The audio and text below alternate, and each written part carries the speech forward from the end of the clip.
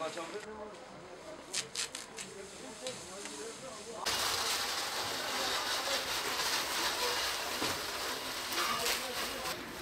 sen oraya gidiyorsun? O da çok sıkıntı.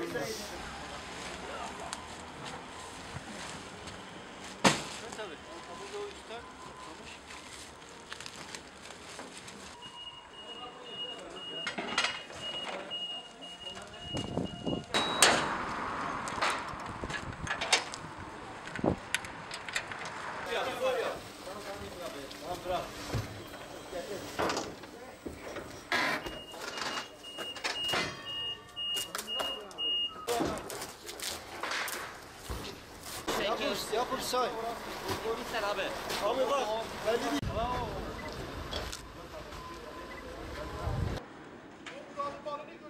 Bizler Umut Kervanı olarak her daim her zaman halkımızın hizmetinde yardım faaliyetlerimizi yürütmekteyiz.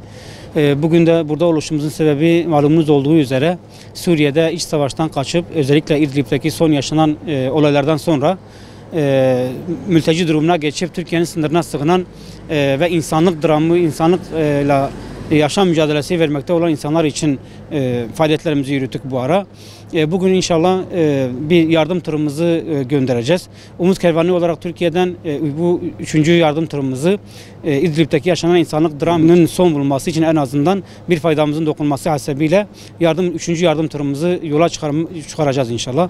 Bu yardım tırımızın içinde temel yaşam insani malzemeler olan bebek mamalarıdır, bebek bezleridir.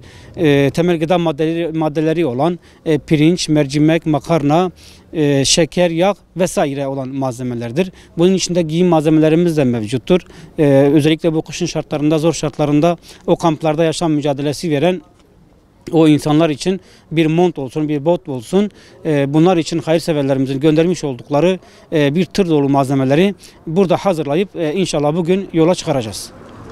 Elbette ki bizim bu tür çalışmalarımız devam edecektir ve halen sizin vesilenizle yine bunu tekrar ediyoruz. Hayırseverlere burada çağrıda bulunuyoruz, diyoruz ki bu İdlib'deki yaşanan insanlık dramına sessiz kalmayalım.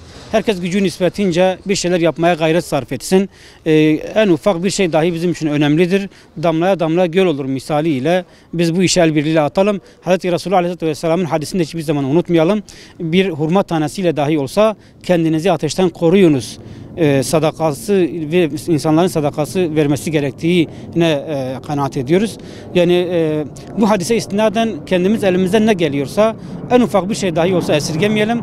Umut Kervanı vesilesiyle o kamplarda yaşayan insanlara göndermeyi ihmal etmeyelim.